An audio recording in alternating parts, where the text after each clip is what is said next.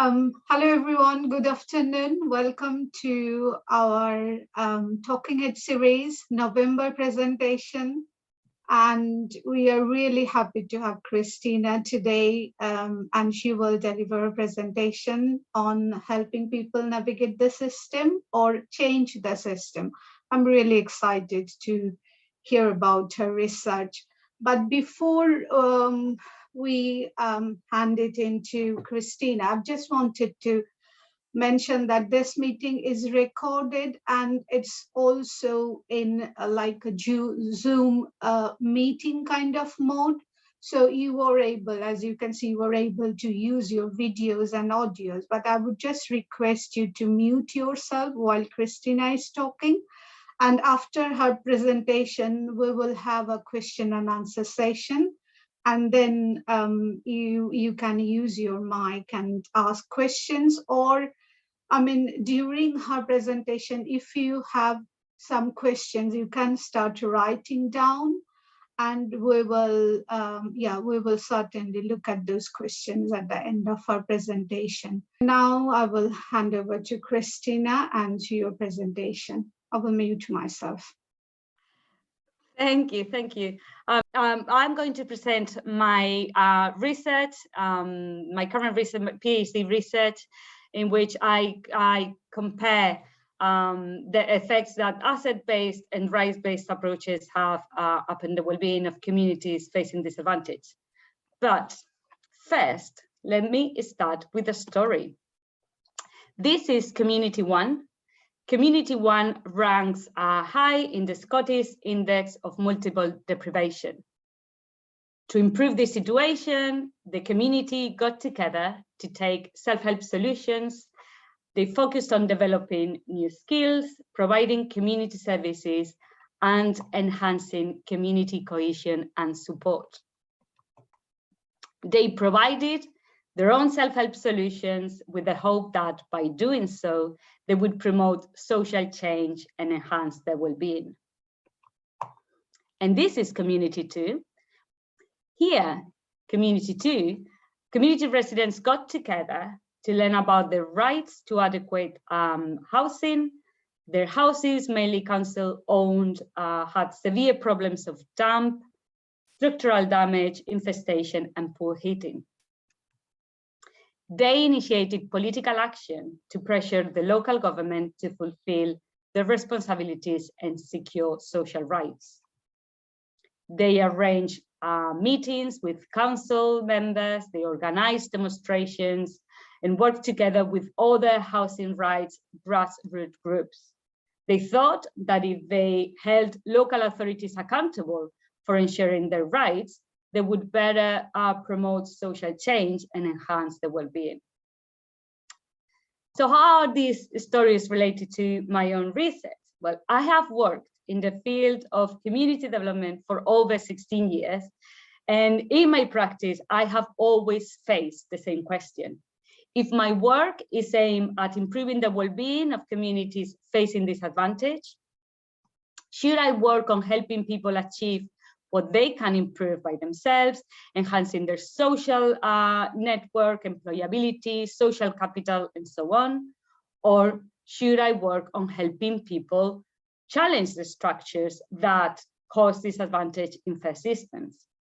This question does not only hunt community development workers like myself. Similar questions can be found in disciplines such as sociology, psychology, and philosophy. And even the Beatles engaged with it in their song Revolution, which is a fantastic song, by the way. So my research compares the influence that these two approaches have upon the well-being of communities facing socioeconomic disadvantage. And I compare the asset-based approach, which is an approach that includes many different approaches that mainly focus on helping people provide self-help solutions by identifying their strengths and assets, building on their existing skills, and taking actions to provide their own community services. And the rights-based approach, which includes approaches that focus on helping people identify the rights and take actions to pressure duty bearers responsible for the protections and fulfillment of those rights. And the two questions I attempt to answer in my research are, how do asset and right-based approaches impact well-being, and what are the comparative advantages and disadvantages of following them? So first, I will discuss on the effects on well-being, and I particularly look at material, social, and personal dimensions of well-being. Within the material dimension, I focus on how these two approaches have an impact on participants and the wider communities' income, housing, and work situations. In the social dimension, I look at inclusion and support, levels and perceptions of community safety and services, community services and social activities. And within the personal dimension, I look at how these two approaches have an impact on people's health, both physical and mental health, the skills, education, level of information, relationships, life satisfaction, and happiness. So the effect on material well-being. Now this is part of my analysis, and I have to say that I don't have all the effects in this presentation because I'm still working on my findings and trying to identify my findings and results. But so far, the effects on material well-being, well, the asset-based approach, which is the one that corresponds to the self-help approach, there is a limited observable effect on material well-being. So there was, for most participants, it was mostly a no effect, and an indirect effect on some participants, particularly because the projects and organizations that work within the asset-based approach, at the end, they are able to provide support to the community. So they might be able to signpost specific people to relevant services, or to help them with emergency payments or accommodations, or maybe groups will get together to develop a crowdfunding, for instance, to help someone which is in a particular situation of need. The right-based approach, by contrast, have a significant effect on housing specifically, and an indirect effect on income. The work, what this community did, which is the second community of in my story at the beginning, what they did, it was to pressure the local authority to renovate their housing, and that they were successful. And then the local authority made a substantial investment and renovated the flats, which improved the living conditions. And also it had an indirect effect on their income because they got basically a better insulation and a better heating, more efficient heating, which had that indirect effect on the money that they have. They were able to reduce their energy bills. There was, however, no effect on work.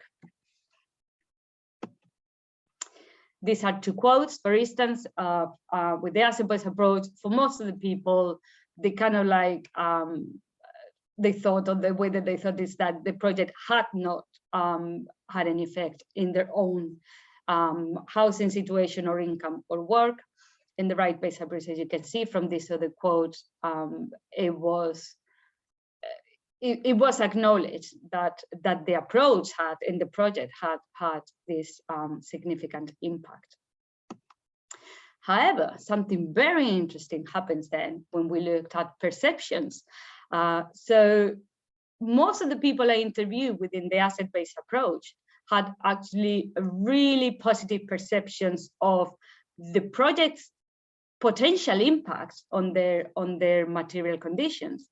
They were very optimistic about the future, and they kind of like thought of the project and that approach as a safety net, in which if they needed something to be done, or if they were facing some problems or challenges with the housing, work on income, they would have a community then that would help them. And that made them assess the impact that the project had on material well-being very positively, despite in most of the individual situations, they continue to be unemployed, they continue to live in the same housing, and their income had not changed at all. But their perception, it was all of those were getting better. Right-based approach, by contrast, participants' perceptions were much more critical.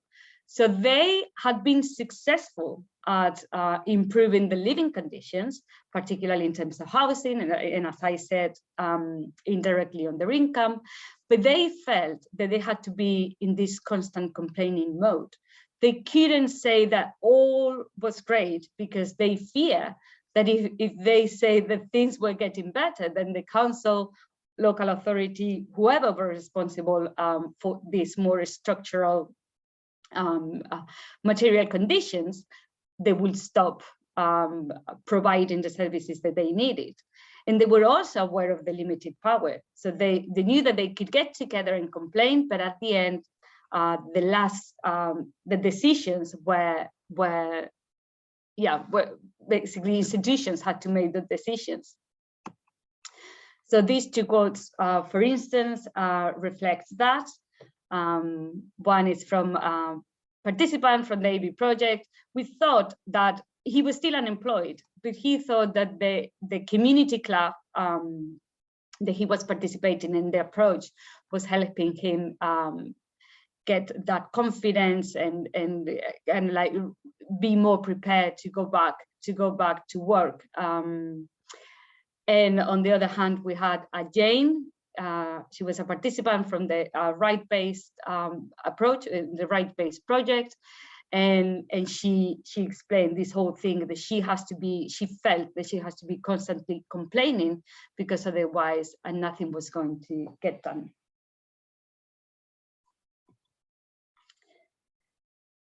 In regards to the effects on social well-being, the asset-based approach had a significant effect on social activities, access to green spaces, and community facilities. Participants were much more involved in social activities and community events. They got together, they created all these activities, and it was quite obvious that there was more things going on in the community than previously. They also, the way that the project worked, they also help participants access spaces that they had never used before.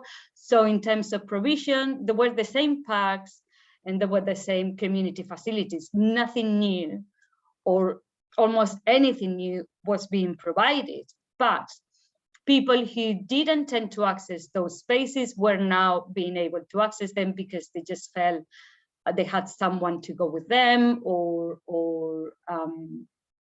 the project will help them, I don't know, get buses to go to green spaces, or they will do activities in the park that otherwise they wouldn't use.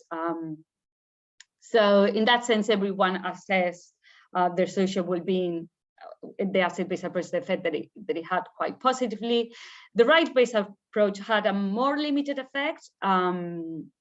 So it had some effects on community services, which came from the renovations of the flat. There was some improvements made to common spaces, and that was something that people acknowledged, but there wasn't any observable effect on the number of activities, for instance, the social activities or community events, or any changes in green spaces. So most of it was community facilities, some of the community facilities within the community. But at the same time, there was some positive changes in perceptions. So people had the hope that because now the flats had been renovated and everyone was going to be taking care of those communal areas, and hopefully what they hoped is that that might also translate into people, I don't know, being more of a community and providing social activities. But as I said, there was nothing, I have no evidence that that was happening. Now, what I had evidence that that was happening within the asset-based approach. And again, these are two quotes. They kind of like reflect that Elaine, participant from the asset-based project, she mentioned, and many other participants that I interviewed, she mentioned that she used to be in the house all the time, and she's been involved in the asset-based approach. She was going, she had day outs, they visited local facilities, communities facilities. She got together with her group. They organized community events and all of that.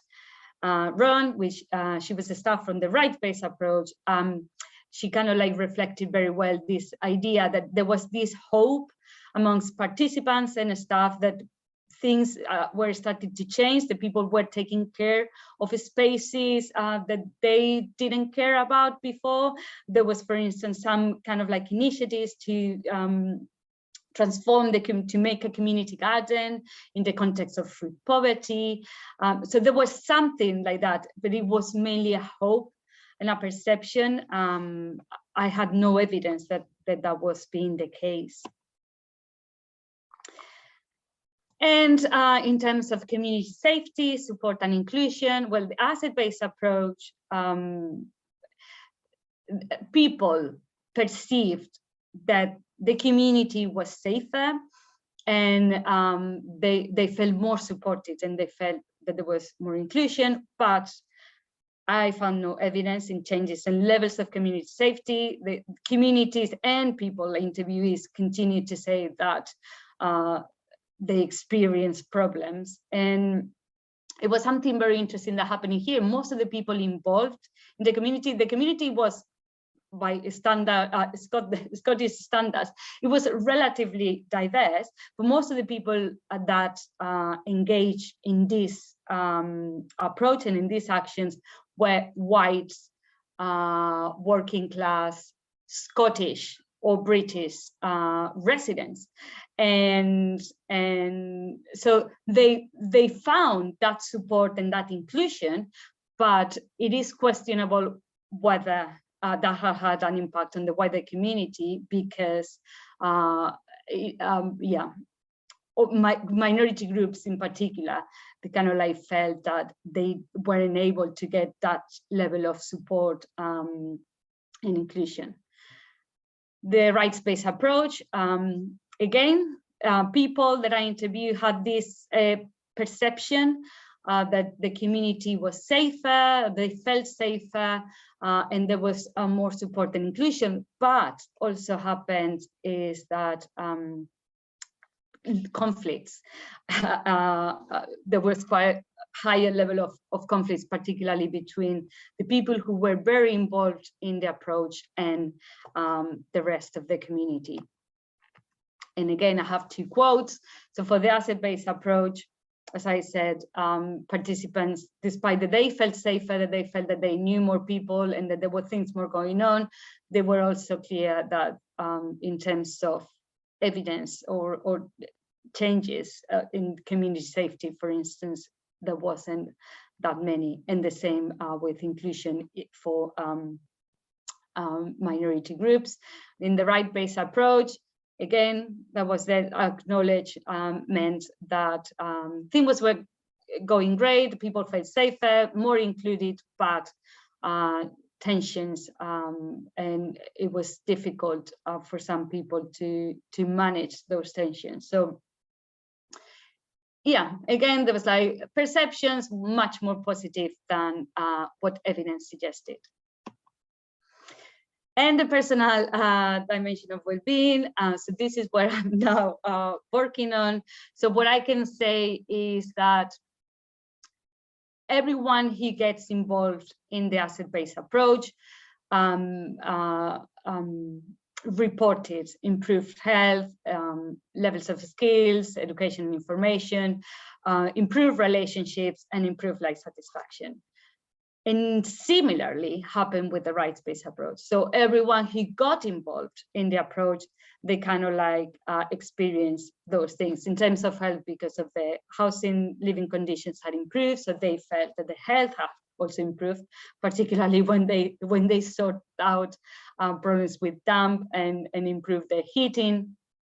They also felt that they had learned skills and they had more information about their rights, that they have developed these new relationships by getting together, and that they felt more satisfied and happier. So this is kind of like something that I think it is, when you get involved in whatever approach that you get involved, there are some benefits that you are going to receive. The difference is that within the asset-based approach, and as I'm going to talk later on, for you to experience any changes at all on material, social, or personal dimensions of well-being, you had to be directly involved in the approach. So participants will get many of the benefits, but you had to be involved. No one in the wider community experience any changes apart from there was more activities going on that they could access to. While the rights-based approach, apart from this personal well-being, that it was only the people who got involved were benefiting from these changes. Material and social well-being, whatever participants achieved, the wider community achieved it. So the project did not only improve the housing, the material conditions of project participants, but everyone living in the area. And the same happened with community facilities, or with perceptions of community safety, support, and inclusion. So what I've discussed so far is my results of these two case studies of these two communities. But I also went on asking community organizations working in the area to identify themselves closer to the asset-based approach or to the rights-based approach. And I asked them, well, what are the advantages and disadvantages of following these approaches?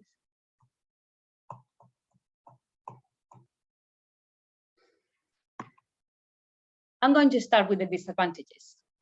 So one of the most common criticisms of the asset-based approach is, just to make sure that I have I'm on the right page, is the problem of self-blame. Critics of the asset-based approach argue that the emphasis given to self-help solutions might encourage people to blame communities for the problems they suffer, and thus regard them as solely responsible for providing their own solutions. Although this is a valid argument, most participants in my study didn't express having felt this self-blame, yet they did say that the focus on them and their lives was often upsetting and made them question themselves too much. So for instance, one of the quotes from a community participant in the asset-based project, sometimes taking actions to improve your life and provide self-help solutions can also, you can end up questioning yourself too much. A second obvious disadvantage is the comparatively limited effect that the asset-based approach has. Interviewees wonder whether the time spent working on self-help solutions was distracting them from addressing the root causes of the problems they face. In this sense, the asset-based approach was often described as firefighting. You are doing a great job supporting like grassroots activities, but because you are focusing too much on self-help, then you kind of neglect challenging the structures. Finally, the problem of inequality. Much of the narrative around self-help provision is that it brings opportunities when the state is unreliable or unresponsive, and that this approach is particularly beneficial for the most disadvantaged communities, who are used to be defined in terms of dependency and deficiency. Yet, some participants talked about how self-help approaches mainly benefit those who already have the time, confidence, and skills to volunteer and run services successfully. So self-help in wealthy area is a way different battle they got to fight than somebody in a disadvantaged area when trying to set up a lunch club. Is completely different. In terms of the advantages, well, what people were saying, what the organizations that I interviewed were saying is that it's generally easier to do. You get quicker results and more visible outcomes, particularly on personal well-being, and focuses on here and now. So people are able to benefit, these participants, anyone that gets involved in an asset-based approach starts receiving some benefits from day one, let's say. We can make changes at an everyday level that improve our life. It's much more likely to be at the capacity to look after yourself, particularly if you compare it to changing the system. And you can't really lose, you're going to get better. These are just some quotes, for instance, that reflect those reflections. And something that I found very, very interesting, it was the claim that an asset-based approach, it was the first step needed, in the sense that you cannot expect somebody to go into the community and start challenging, for instance, to get that road open when their own needs aren't met. Communities facing disadvantage had to focus first on what they could do by themselves before getting involved in any political actions or try to change the system. And this was somehow surprising because in Scotland, many of these communities had actively participated in political actions and campaigning.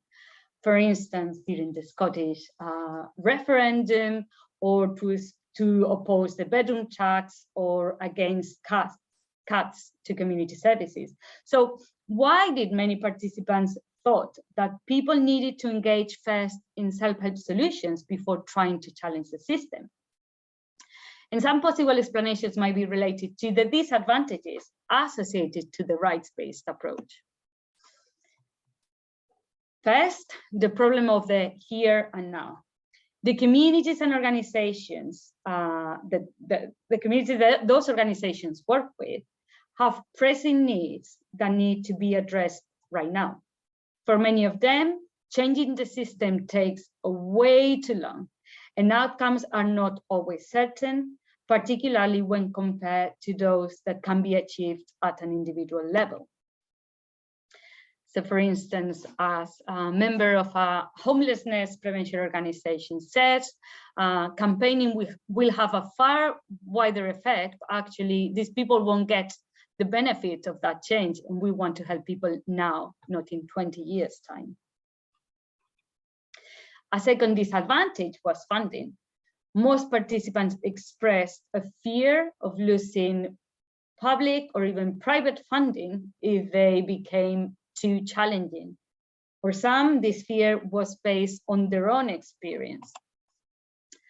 Threats come as this person, a member of staff from a right-based approach organization, said, threats come in all sorts of shapes and sizes, including the subtle threat to remove funding, which every organization that we ever engage with that has state money receives at some level. Finally, another of the most significant disadvantage, in my view, is that the system, when challenged, tends to fight back. Interview participants talked about the high cost of challenging the system, the high cost that he had at a personal level in terms of threats, public exposure, high levels of frustration, etc. And as this member of the staff said, unfortunately, we have seen some people in a situation where the council have tried to come back at them for participating in this. This high cost might explain why most of the organizations I identified at the beginning of my study as following a right-based approach worked as umbrella organizations where the people involved in lobbying and campaigning were not always in a situation of disadvantage themselves.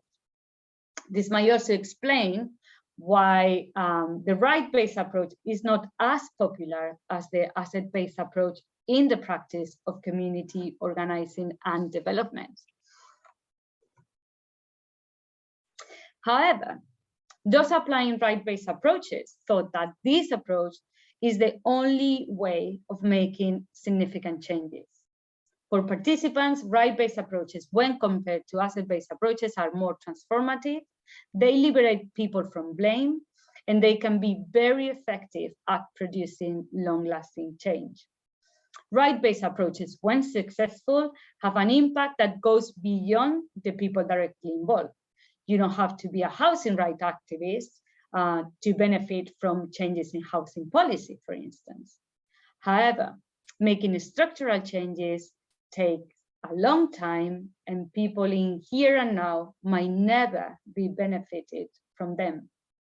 Assets and self-help approaches, by contrast, might be already, tend to have a more direct impact. Yet, the effects mostly benefit the people directly involved. For instance, those that take part in community activities. And as I have said before, those might be already in a privileged position. Ideally, both approaches should be combined. However, my participants express themselves, this is not always possible given funding constraints and the fact that both approaches rely on very different skills as well. So, and these are my questions to you. I hope that you might have questions for me, but I also have questions for you. So, if this is the situation, and we have the asset-based and right-based approaches, in which the asset-based approach have a wider impact across more indicators of well-being, but only people who participate benefit. And then we have the right-based approach, in which people might the benefits are in a smaller number of indicators, but those indicators are way more transformational, and not only people involved in the approach, but the wider community benefits. So, do we prioritize the universal impact for the future or an individual impact for the present? And also, given that the asset-based approach tends to give people more of a positive perception of the future, and the right-based approach, people remain more critical, and they kind of like feel they are empowered, and they feel that they have power to make changes. It's just they are aware that they have very limited power, and that makes them assess their successes less positively. So, are positive perceptions enough to improve people's well-being? And those communities that think that they have a brighter future ahead of them, are they already having a more beneficial impact on the well-being that those that engage in right-based approaches and kind of like see the difficulties of changing the system? And yeah, so that's me. Stop sharing. Thank you so much, Cristina. It was absolutely amazing. I mean, I was excited, and I know now why I was excited. Yeah, open to your questions. And just to let you know, Sandra is already sent a message on chat that great presentation, Cristina, food for thought for social work practitioners in creating meaningful opportunities for co-production with community members. And you can read it, and honestly, it was fantastic. And I can see Lydia raised her hand. So hello, yes, yeah, it was really sort of insightful and interesting overview there. Thank you.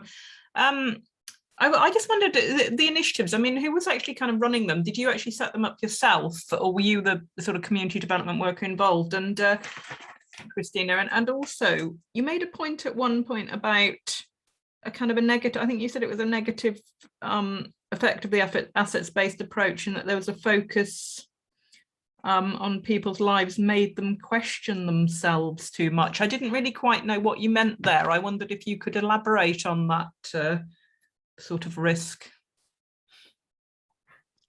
So regarding the first question, I wasn't the community worker at the time working with those communities. I identified them as case studies as when I was doing my research, and I was trying to look at organizations or communities who had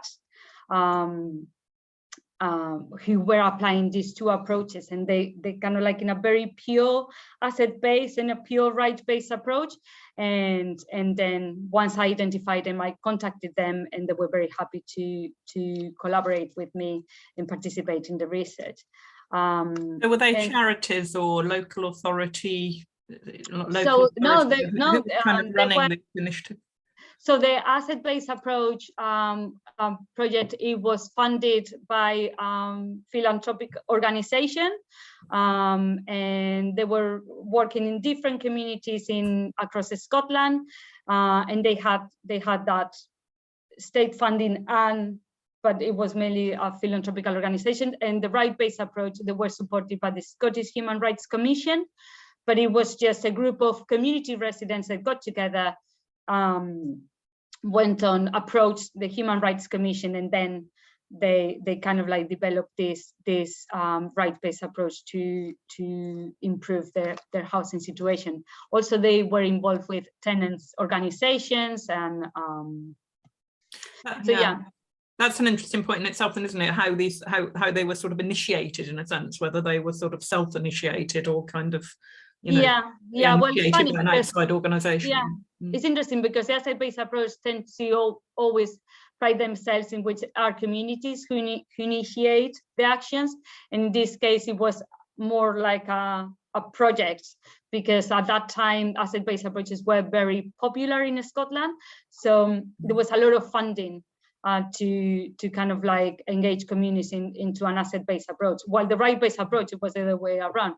One of the criticisms is that tends to be quite top-down, and in here it was the other way, which is like community residents that said, this is outrageous, we shouldn't be living like this, and then they approached the Scottish Human Rights Commission. In regards to your second question, yeah, so one of the criticisms of the asset-based approach, it is at the end, you are telling people you can improve your life if you get together, if you engage in self-help solutions, if you believe in yourself, you have all these positive messages. And what makes people is think, well, if I don't manage to improve my life, doesn't mean that I haven't worked hard enough. Doesn't mean that I wasn't positive enough. Doesn't mean that why is it? While with the rights-based approach, everything is very, like, people are very aware that their situation, they have very limited power to improve their situation. And the most of the disadvantages they are experiencing is because the structure or the system is unfair. So they know that they can do something about it, but they will never blame themselves for the situation that they are living in. While the risk with the asset-based approach could be that communities end up blaming themselves because, I don't know, they were brave enough to take their own to provide their own self-help solutions. Thank you. Warren, you raised your hand. Yeah, hi. Thanks, Cristina. I mean, just really so interesting. I really enjoyed that. I found myself getting torn in a sense between both the asset-based, because my understanding, I don't know as much of this as you do, asset-based has changed. When I think of asset-based, I don't know if this is correct or not, and you can tell me, some of it smacks of kind of localism, around 2010 and 2011, and some of the legislation changes here in England, and big society. where it was a little bit tokenistic, almost giving people potentially more control at the same time of giving them less funding to do it, to take control. And I did, one of my questions is, I wonder, is that still part of that kind of thread? I mean, and going to your question, it feels more comfortable for me talking to, like, selfishly and distant and remote from this community as I am, to take a more universal approach, although it's not me that's experiencing, you know, the sort of pain and agony and frustration of having to. It's easy, you know, when you're an academic sat in, you know, the lofty heights of a university, to say that. But part of me, and this is going to come out really clumsy, that when you think about the perceptions, it almost theoretically feeds into something around Engels' kind of like false consciousness, or C. Wright Mills is kind of like imagination, that sometimes it's just too much for us to get our heads around the fact that it's structural problems that hit us on a really sensitive and personal level. Yeah, I mean, those are my thoughts, really. I could have written lots of questions. It's so interesting listening to you. So in terms of your first question, yes, so the asset-based approaches, so we should be differentiating, okay? So the asset-based approaches that are initiated by the government, they generally, it seems that there is a hidden agenda. They just want to justify cuts. And then the whole thing is like, now you're going to do this yourself, and I'm going to empower you by allowing you to do all of this yourself, and I just don't have to do anything.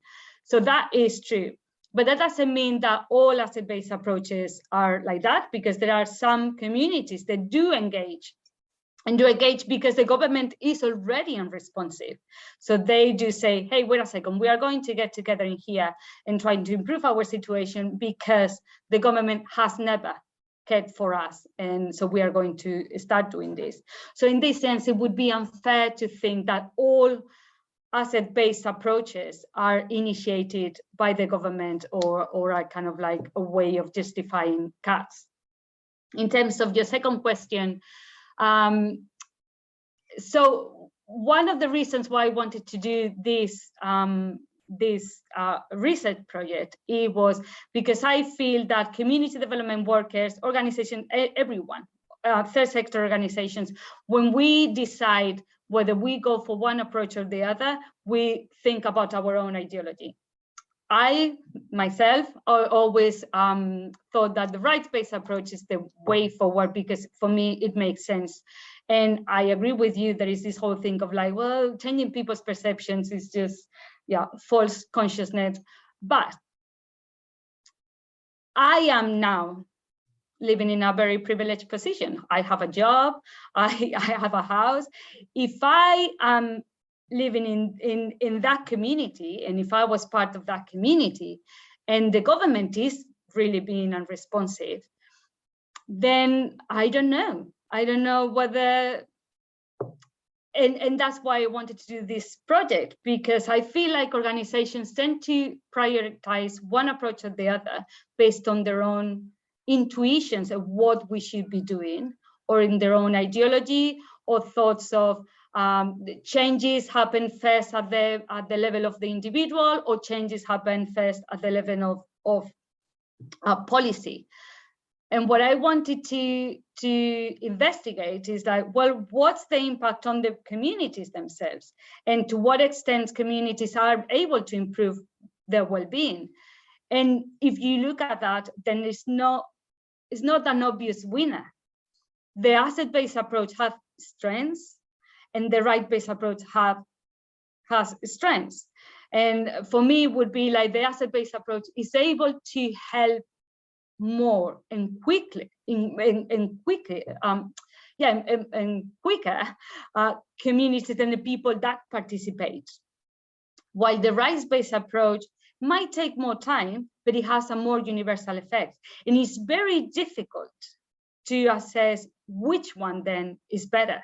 And this is why my question to you, because I'm trying to identify, well, this is really difficult now. When you put those two things, like, what do we do? So yeah, I think that's. Thank you, Cristina. I know your presentation was so thought-provoking, and we will have more questions, but we have a very little time. So yeah, I will go to Elaine now, but just to remind you that we run our research group meeting. So if we can't finish our conversation today, we will continue. So please keep your questions, and yeah, I will send you information about our next research group meeting. And because I have 5 questions, and I'm not going to ask you, Christine. So yeah, Elaine, your question. Yeah, well, I'll tell you, mine are reflections almost more than questions, Cristina, really. And I'll tell you, and then actually do skip over them if that works, because I think mine are similar to Warren's in some ways, but coming slightly differently. And then you picked up on that. So I'll tell you what my reflections were, then do skip over me and jump to Lioness, and then maybe we can pick this up later, but it is really interesting. So mine was, I did think, and I expressed it less intellectually than Warren, but I was thinking you almost presented them like, and this is my interpretation of how you presented it. I'm not saying this is what you did, but it's almost like capitalism versus communism. Do you know what I mean? This ideology of the individual and the self and what you can do for yourself, as opposed to this ideology of the state and collectivism and what we can do together. And whereas actually in my head, and it's really interesting to see it presented in that way, because in my head, asset-based has always been much more about giving strength and power to people in communities to be able to do for themselves. So it's enabling people to take the power and the strengths that they already have and present them elsewhere. So I found that quite interesting, because it's challenged what's going on in my head. And I think also from a very personal experience, my husband was recently really violently assaulted, and I feel that I use the assets I have because of the privileges I have to actually really campaign and and we've got all sorts of actions going on, and so I had those assets I already could draw on, and I utilised them to the full power that I could. Now, not everybody has that privilege of already having those assets. So I think that was interesting. And then the other one was a reflection on my PhD that I did myself, which is a very long time ago now. But in that, it was focused around drug policy and the way drug policy is implemented. And it looked at structure, so social policy, and then it looked at the way that had been implemented in communities. And what I actually found, one of the things was that communities actually quite liked government drug policy, and they actually wanted a much stricter control of drug users than those people like me who worked in drug policy and things often wanted for communities, because we actually mainly didn't live in those communities and we didn't experience those difficulties. So quite often there can be real tensions, was one of the things. And I think I talked about communities as sort of motherhood and apple pie type ideologies, whereas it's not really like that. And I thought that was interesting when you talked about the tensions. So they were my reflections, and thank you, it was really interesting. Yeah, before Cristina, before you comment on Elaine's comment and questions, I've just wanted to mention that we will continue till 1:10 because we started a little late. So yeah, we have 10 more minutes. Thank you, Elaine. Yeah, I mean, I think you are right, and there's many different ways in which we could be looking at these two approaches. Yeah, as I said to Warren, I think it is true, like the asset-based approach doesn't necessarily have to be a capitalist.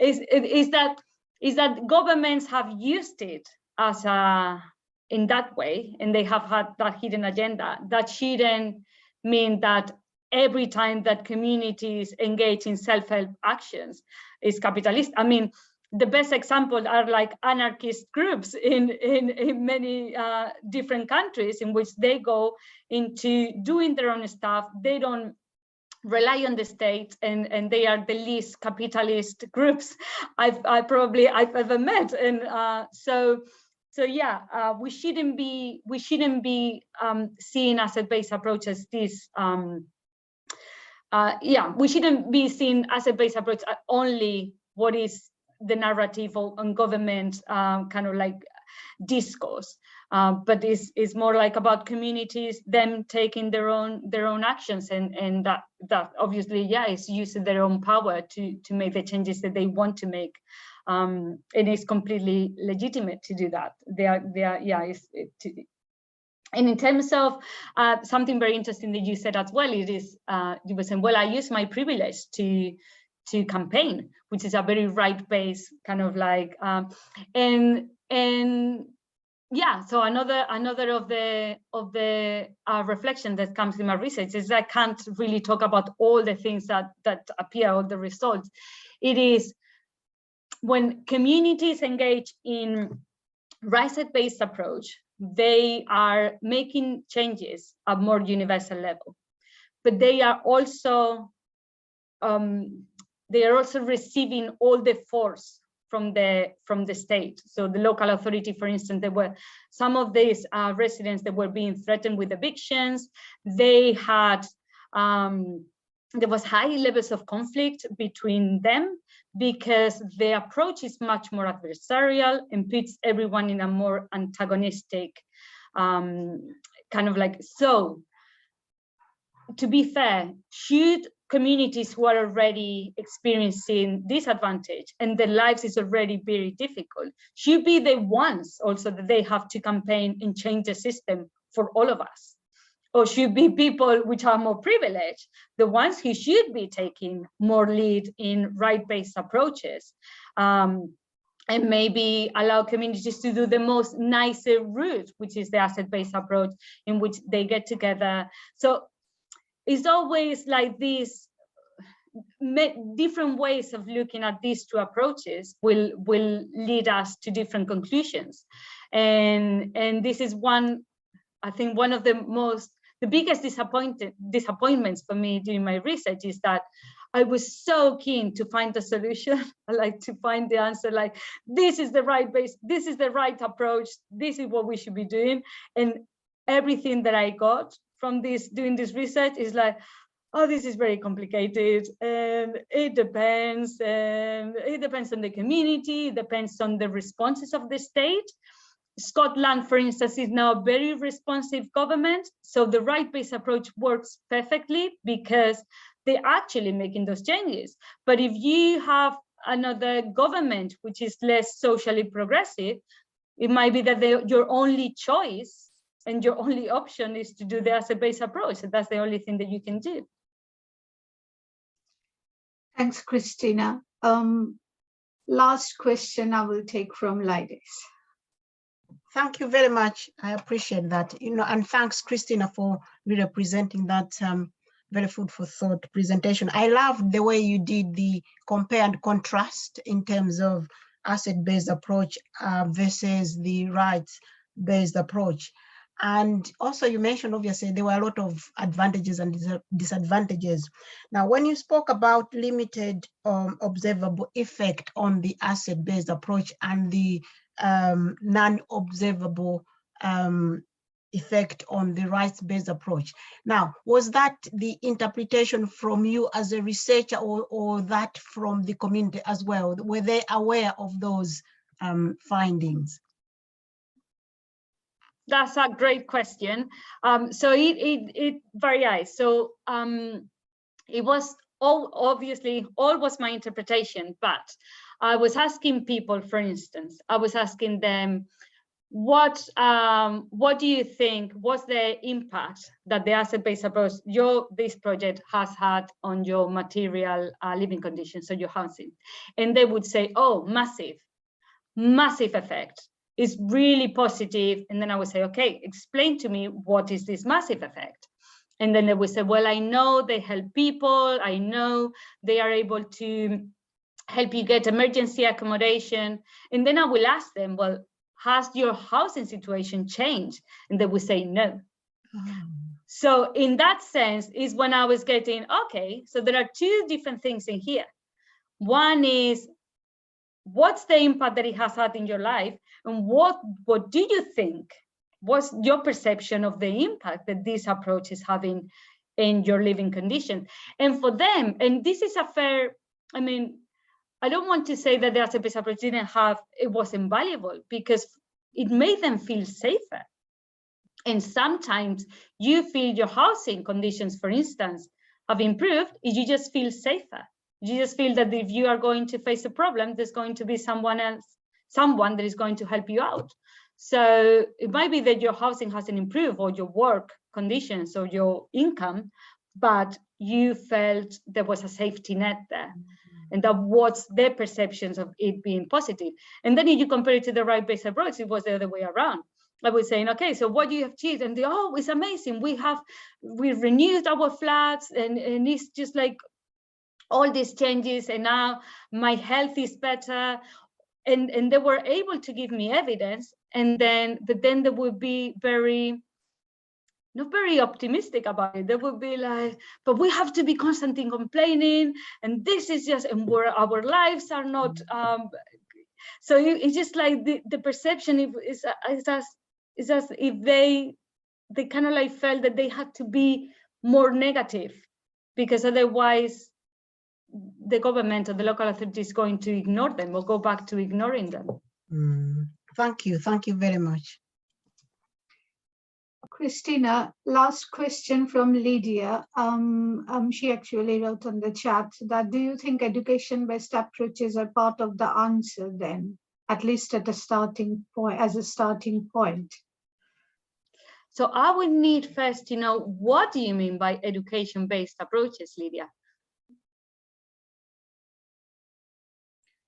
Sorry, I was just thinking about what you were sort of saying about, kind of needing to sort of build some assets to start with, almost, and so and then things about sort of false consciousness, etc. people were mentioning. So I was thinking about things like adult community learning. I've done research in that area where you for example, some mental health. I was thinking about some mental health targeted adult community learning in a part of Leeds called Hunslet that I went to visit, and it was kind of to do with sort of building some kind of community and sort of skills, etc., to kind of start with, and then people sort of use that as a kind of a basis for challenging, for example, the closure of the day centre where the group was going on and things like that. So I sort of feel a little bit like if you pursue an adult community learning sort of support for that sort of route, which you almost sort of can't go wrong. I don't know what you think. Yeah, so it's very interesting when people were talking about kind of like this idea that there is the first step needed. To what extent can people go into a right-based approach or a campaigning mode without having basic information first? You first need to know what are your rights, so then you are aware of them, and then you can campaign about them. Well, maybe for the asset-based approach, it was seen as, well, actually, you just get together with people and then just organize a community group or whatever, and then there's no need that there is something needed before. But yeah, I mean, I would say that education is always kind of like the first approach to everything, and people should be aware of the strengths and the rights and everything. But for me, it is an interesting question to see, yeah, this idea of like, well, when is people ready to campaign, or when is people ready to undertake an asset-based approach? And I think there is sometimes this thinking of, oh, they are not ready, while communities are showing us all the time they're actually really ready to do stuff, because most of the changes that happen in the social changes and the big mobilizations are happening at the very grassroots level, no? And we just need to think about, I don't know, young people's now demonstrations about climate change, or like things that they are doing that many of adults haven't been able to do, or Black Lives Matter in the United States. There's all these mobilizations that are really making changes at a policy level, and they are being started by communities, which maybe people thought, oh, they are not really prepared to do anything, and they actually are. I'm really sorry. I know we can continue this for another 1 hour, but we have a limited time and we need to stop now. But Cristina, again, it was a fantastic presentation. It's a fantastic research you have done. Well done, you. And also thank you for presenting here. And I completely enjoyed the discussion. I'm sure you did. Just to mention that we don't have any seminar in December, but we will be back in January, and I will send you those information and registration link. So thank you. Thanks a lot. Thank you all. Thank you. Fascinating. Thank you. Bye. Bye-bye.